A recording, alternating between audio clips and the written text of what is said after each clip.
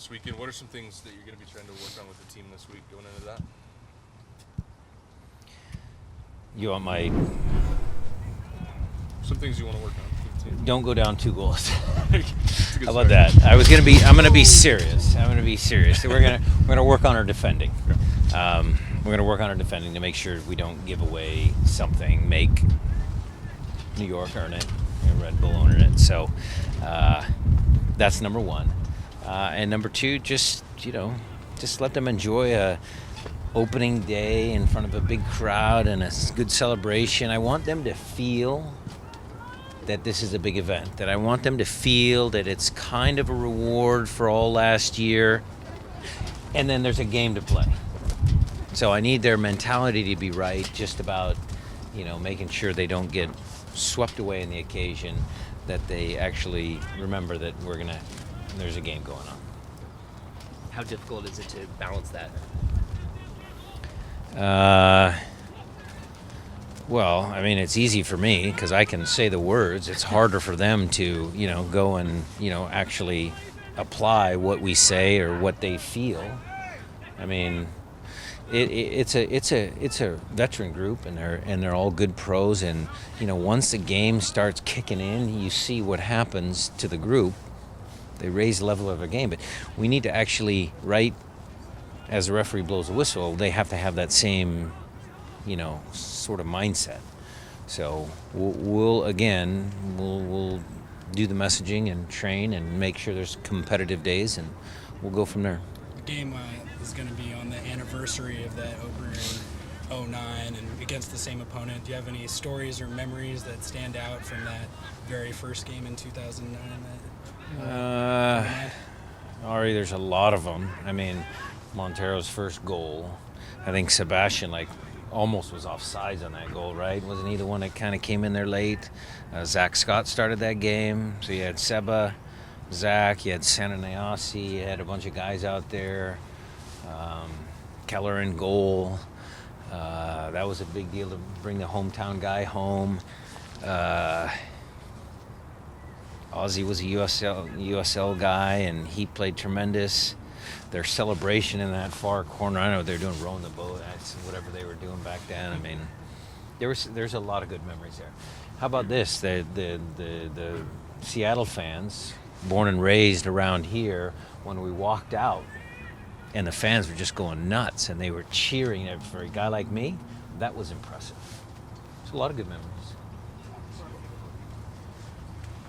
How do you manage some of the things that need to get better, but yet understanding that it's the beginning of the season, and these games maybe you can get by? We can't get by with any game. So how do we do that? So we watched film again this morning.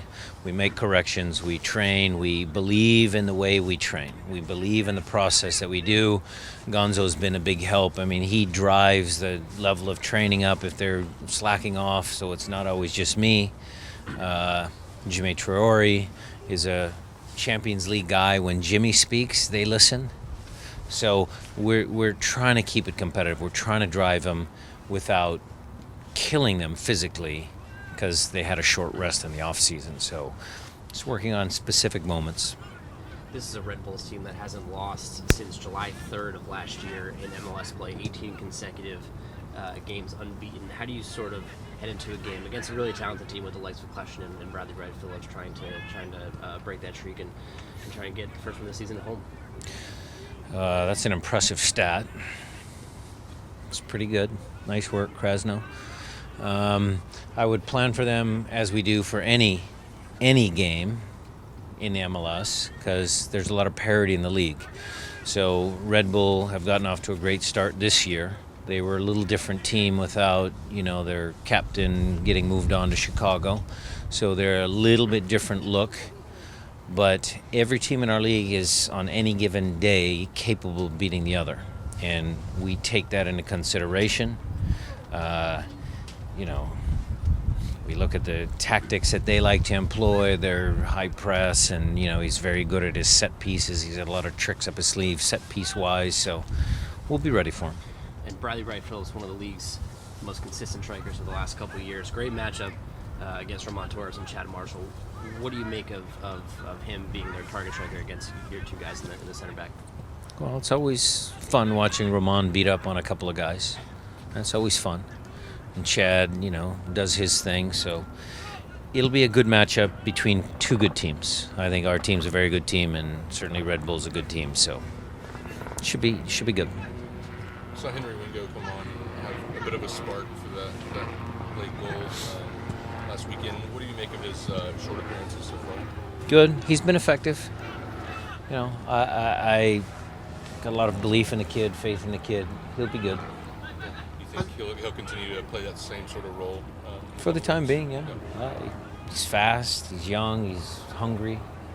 That's what you want in a sub. How's it do physically? Is Flacco okay? Yeah, Flacco's good. Yeah, Flacco's good. Everybody's good. Everybody's getting healthier. Still missing a few, but we're getting healthier. Brian, one more sort of like a tactical question.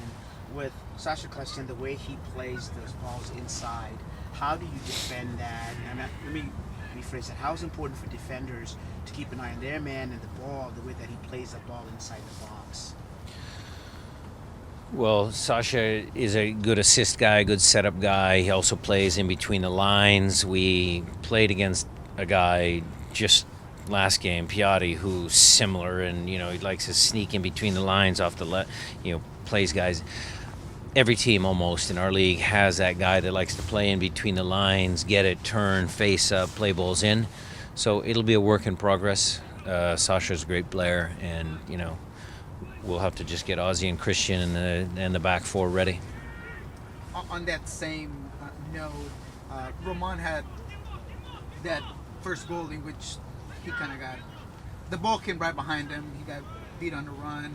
Was the line too high on that particular play, or was it just a good eye by Piatti?